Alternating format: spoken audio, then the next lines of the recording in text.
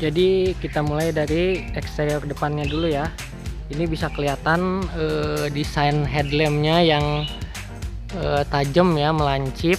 Ini garang sekali. Tapi ini di bagian depan ini nggak ada yang kita kotak-atik, nggak ada yang kita modif, kecuali emblemnya aja. Emblemnya kita ganti jadi Honda yang warna merah. Jadi kelihatan lebih sporty. Untuk lanjut ke bagian sampingnya, ini bisa kita lihat kalau di sampingnya ini velgnya udah kita ganti ya. Kita perdekat aja, kita lihat ini model velgnya.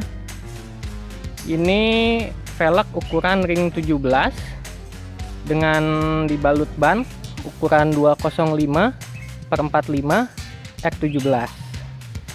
Jadi terkesan lebih sporty ya, karena orisinilnya itu velg Honda City itu ring 15. Nah, untuk sektor kaki-kakinya juga ini pernya kita potong. Jadi bisa kelihatan ya, memang mobil ini kelihatan jadi lebih ceper. Ini kita potong satu roll sehingga jadi lebih pendek. Dan ya namanya modifikasi itu ada kekurangan kelebihan ya.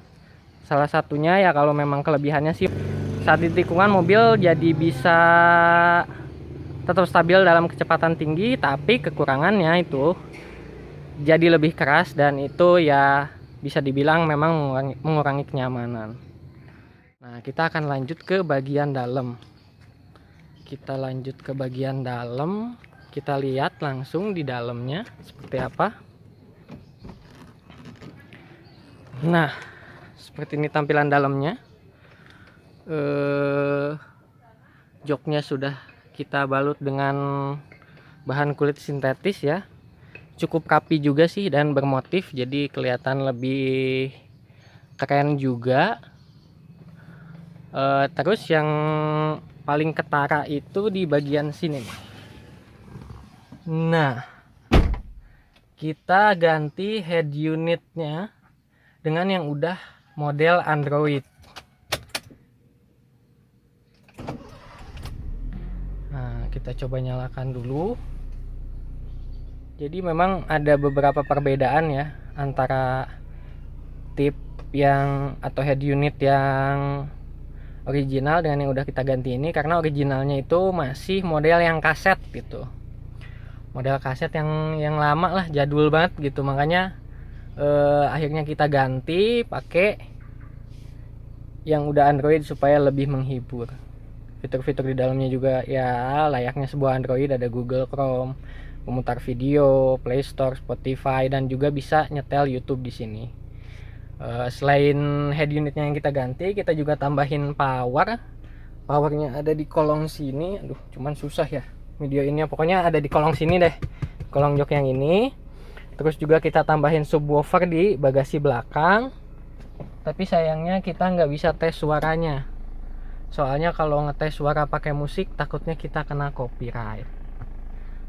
Sayang banget sih, sebetulnya pengen nunjukin juga sih gimana suaranya setelah kita ganti head unit, power, dan juga kita tambahin subwoofernya gitu ya.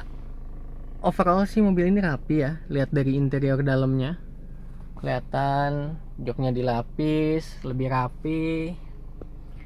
Terus juga ini juga kita lapisin supaya lebih enak megangnya, karena ini bahannya kasar, bahan lapisan setirnya kasar, jadi ketika muter itu anti selip ya. Kita nggak selip gitu, karena kadang-kadang kalau licin kan kita saat belok itu suka selip.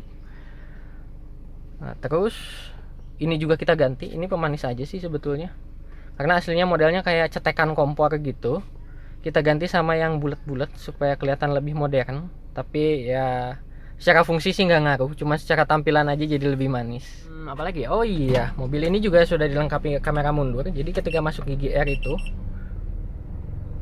kamera yang di belakang itu otomatis berfungsi dengan tampilan yang kalau kita lihat nih, kameranya juga lumayan cerah, jadi lumayan membantu saat posisi mundur. Bagasinya tadi belum bagasinya tuh udah ada subwoofernya, cuman masih agak kotor karena belum kita bersihin juga bagasinya. Ini kamera mundurnya yang tadi. Kameranya kayak kelihatan biasa aja, tapi pas dilihat ternyata kualitas gambar yang ditampilinnya cukup bagus ya, cerah gitu, nggak rumek lah istilahnya. Oke, segitu dulu dari kita. Makasih udah nonton dan sampai jumpa di video berikutnya.